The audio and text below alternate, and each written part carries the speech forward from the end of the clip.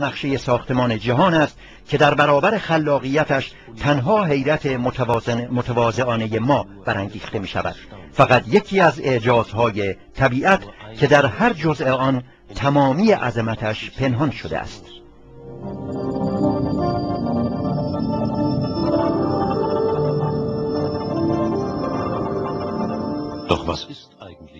اما واقعا حیات چیست؟ از کجا آغاز شده؟ چطور تعریف می شود؟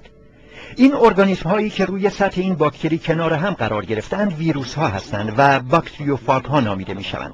اندازشان فقط 1/20 میلیونومیم متر است. اگر اصولاً بشود به آنها موجودات زنده گفت، از لحاظ ساختاری اینها ساده ترین و کوچکترین موجودات زنده در سیاره ما محسوب می شوند، چرا که اینها دارای متابولیسم مستقلی نیستند و نمی توانند مستقلاً خود را تکثیر و حرکت کنند. بیایید ساختار ویروس موزاییک تنباکو را بررسی کنیم. اینها از تقریباً 2000 مولکول پروتئینی همگون تشکیل شدند که در یک ساختار حلزونی مانند منظم شده‌اند.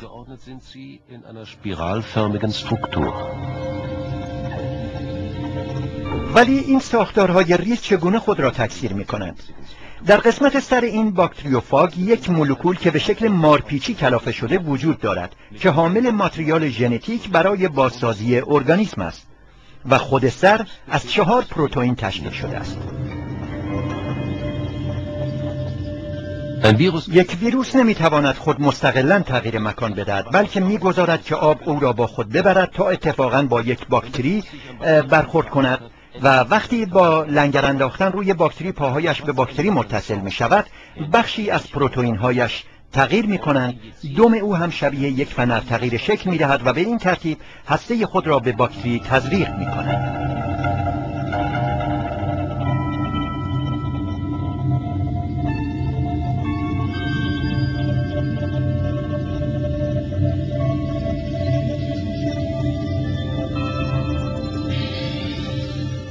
ماتریال ژنتیک ویروس به درون ماتریال ژنتیک باکتری نفوذ می کند و بدین ترتیب از باکتری برای بازتولید خودش استفاده می کند. به تدریج سنگ بناهای ویروس توسط دی ان ای دستکاری شده باکتری بازتولید می شوند و بالاخره سنگ بناها روی هم سوار شده باکتری منفجر می شود و صدها فاک جدید آزاد می شوند. تمام این پروسه فقط 25 دقیقه طول می کشد.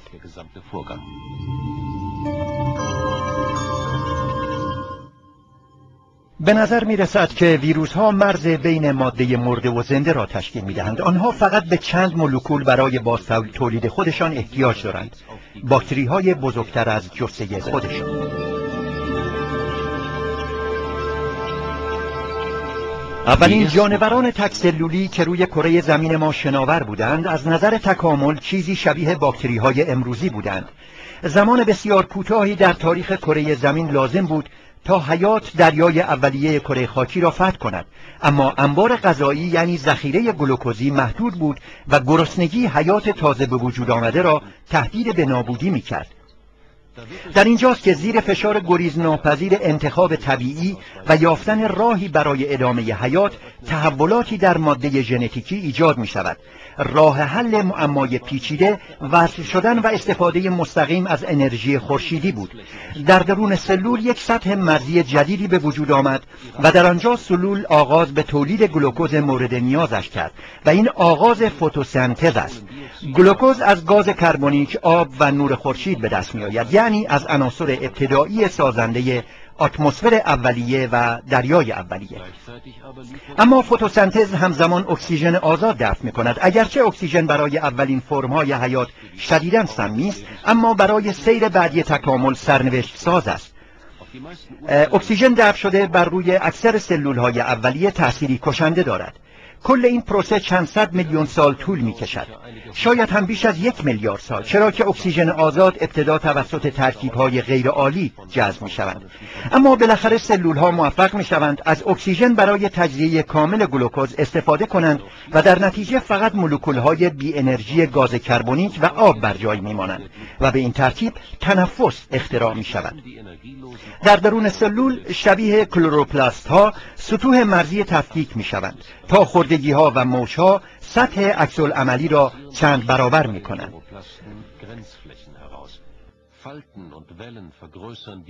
ساختار پایه این قشاها همواره از اسید چربی‌هایی تشکیل می‌شوند که زمانی جلد بیرونی سلول اولیه را می‌ساختند.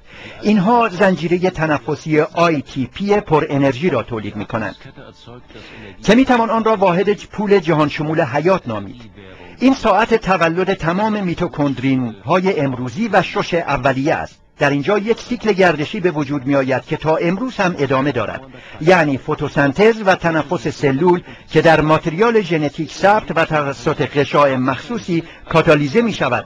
این پروسه در طول چندین میلیون سال حیات در زمین به خودکفایی می رسد.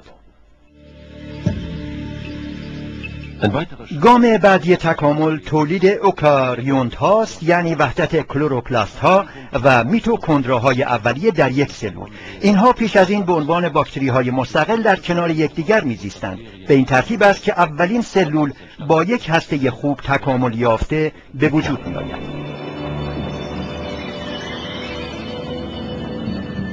میتوکندراها انرژی لازمه حیات را میرسانند و در مقابل سلول باید به آنها غذا و اکسیژن کافی برساند.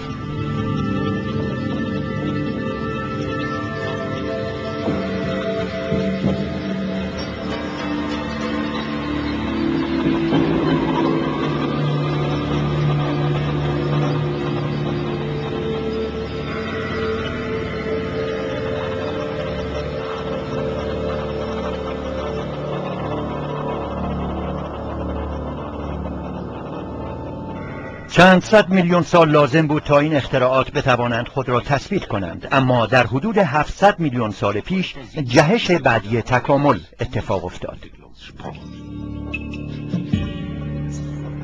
گام برداشتن به سوی موجود چند سلولی توسط ارگانهای سلولی، توسط غشاهای بیرونی و درونی و توسط اختراع تقسیم کار در اوکاریونت ها ممکن شد.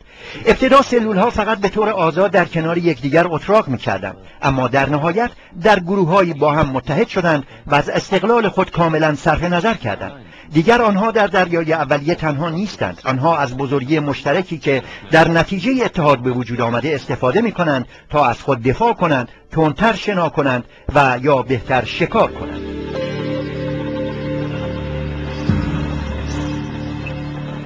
بالاخره در 750 میلیون سال پیش حیات به شکل انفجاری گسترش یافت. محققین این زمان را انفجار کمبریفاون مینامند. اولین موجودات زنده بزرگتر مثل کرمها و خرچنگ‌های کوچک به وجود آمدند.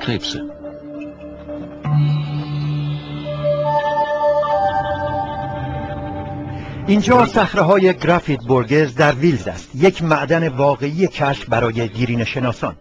یک نوار کوه باری که فسیل‌هایی از 530 میلیون سال پیش را در خود دارد که در هیچ جای دیگر دنیا پیدا نمی‌شوند. در گذشته این صخره‌های برج مانند 90 متر ارتفاع داشتند. در سطح بالای صخره حیوانات در یک مرداب به عمق حدوداً 30 متر زندگی می‌کردند. گاهن تلهای گلولایی که از دیواره صخره به مرداب سرازیر می‌شدند، حیوانات را با خود شسته و در عمق خود مدفون می‌کردند. آثار این فعل و انفعال تا امروز بر جای مانده است. این اتفاق در زمان پیدایش موجودات تکامل یافته تر افتاده است. بنابراین باید پیشینیان مستقیم ارگانیسم های زنده امروزی به شکل سنگواره یا فسیل در اینجا پیدا شوند.